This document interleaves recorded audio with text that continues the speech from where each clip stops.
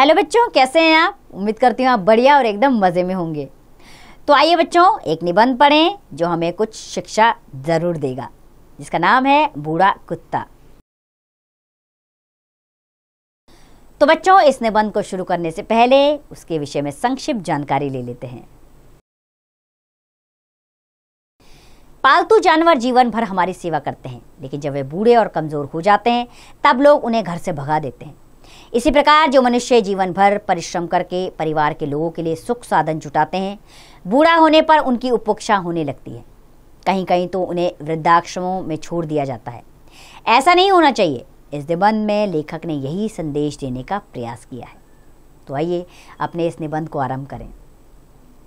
बार बार दुत्कारे जाने फटकारे जाने पर भी जब यह कुत्ता बरामदे के बाहर अगले पैर खड़े करके और अपने पिछले भाग को जमीन से सटाकर बैठकर धीरे धीरे पूंछ हिलाता हुआ करुण सजल आंखों से मेरी ओर देखने लगता है, तो समझ में नहीं आता क्या किया जाए।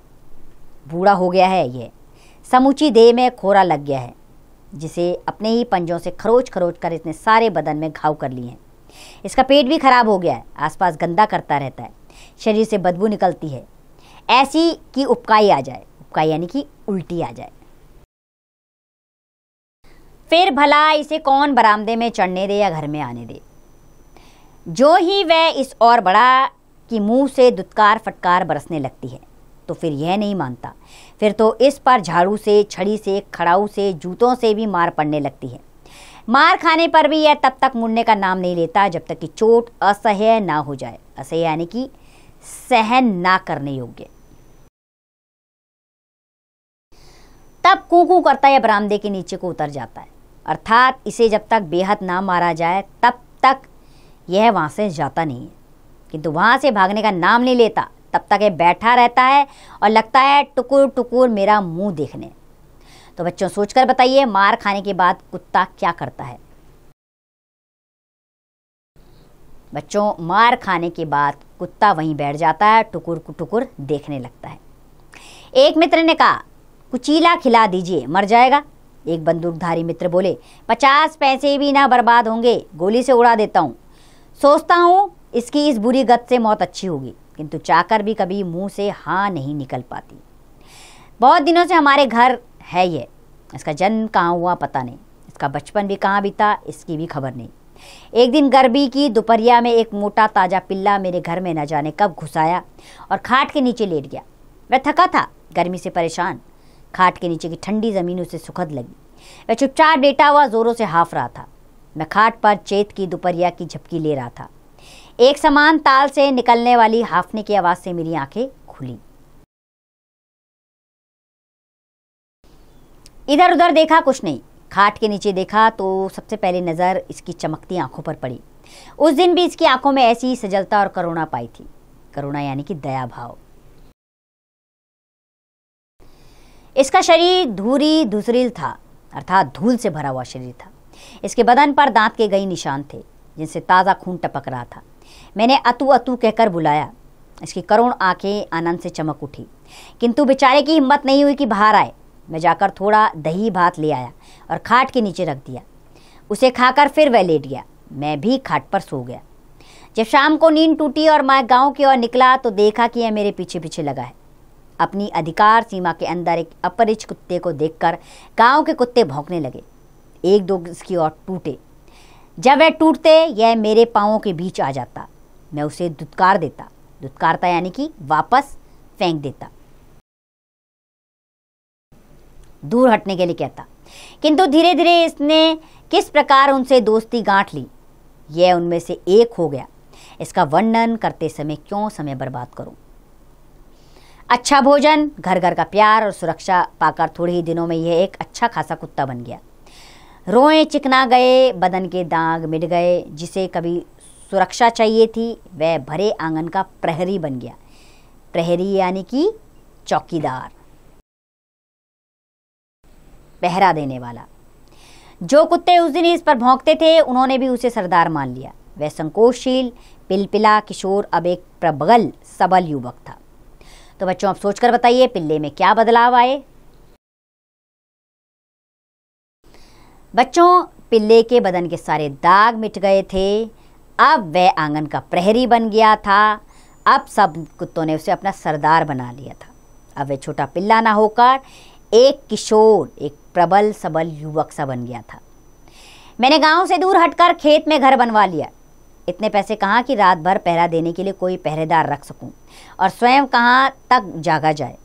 भरोसा था तो इसी कुत्ते का। जो ही हमारी नींद लगी, इसने घर के आसपास चक्कर लगाना शुरू किया, और जो ही दूर पर किसी को देखा या जरा सी आहट पाई कि लगा भौंकने। जब तुरंत नींद लगी हो, इसका भौंकना कितना बुरा लगता है। प्राय बाहर आकर उसे डांटता, पर डांटने पर चुप हो जाता। नजदीक आकर बदन सूंघ जाता, जैसे इत्मीनान दिलाता, जाइए आप निश्चिंत होकर सोइए। किंतु फिर जरा सी खटपट हुई कि वही भौंकना। आप सोइए या ना सोइए, यह कुत्ता ऐसा नहीं होने देगा कि आपके घर में कोई चोरी हो जाए। और इसके बावजूद जो एक बार चोरी हो गई तो क्या उसमें इस कुत्ते का कोई कसूर है? हमारे घर में एक विदागिरी होने वाली थी। दिन भर धूमधाम रही। रात में बड़ी देर तक गांव की स्त्रियां आती जाती रही। जब घर के लोग सोने गए तो ऐसे सोए कि जैसे घोड़े बेचकर सोए हों, और ये कुत्ता घर के सामने आकर गला फाड़ फाड़ कर भौंकता रहा। अचानक रानी की नींद टूटी और वह अपने कमरे से बाहर हुई तो कुत्ता घर के पीछे की ओर भौंकता हुआ दौड़ा। उन्हें कुछ संदेह हुआ। वे लोगों को जगाने लगी, शोर करने लगी। जब रोशनी गई तो देखा गया घर में सेंध है, कुछ चीज़ें चली गई हैं। किंतु इस कुत्ते ने ही बचा लिया, नहीं तो उस दिन सर्वनाशी हो गया होता। दिन में देखा चोरों ने कई बार कुत्ते पर आक्रमण किया था। एक बरछा तो ऐसा लगा था कि कहीं यह कतरिया ना गया हो, तो उस दिन उसका व्यारा नारा ही हो जाता। यह कुत्ता थोड़े ही दिनों में जान गया था कि यद्यपि घर का मालिक मैं हूँ, किंतु यहाँ तो राज्य जहांगीर का नहीं, नूरजहाँ का है। अतः रानी के प्रति सदा ही इसकी अधिक प्रीति और भक्ति रही। जब रानी पालकी पर अपने मैके गई, यह उनकी पालकी के साथ साथ उनके मैके तक गया, और जब तक वहाँ रही सदा उनके पलंग के नीचे ही सोता रहा। मैके से उन्हें मैं कार पर ले आया। हमने चाहा कि इसे कार पर बिठा लें, किंतु जो ही कार खुली यह घबरा कर नीचे कूद पड़ा। अब क्या करें, उसे छोड़ना ना चाहते थे। हार कर कार पर हम चले आए, ये ताकीद करने की सामान के साथ जो बैलगाड़ी आ रही है उसके साथ ही इसे भेज दिया जाए। दूसरे दिन घर पर हम प्रतीक्षा में थे कि झट से सामने आ खड़ा हुआ। अरे अरे, ये क्या! सारा शरीर धूली धूरित है, यानी कि धूल से भरा हुआ। शरीर में इतने जख्म हैं, लगता है जो ही हमारी कार आंखों से ओझल हुई, यह बैलगाड़ी की प्रतीक्षा किए बगैर वहां से निकला और रास्ते भर अपनी बिरादरी के लोगों से लड़ता झगड़ता, अनेक व्यूहों की वीर अभिमन्यु सा चीरता, रात में कहीं थोड़ा विश्राम कर भोर भोर यह हमारे सामने पहुंच गया। रानी ने नहलवाया, इसके जख्मों पर मरहम लगवाया और फिर ये अपनी ड्यूटी पर डट गया।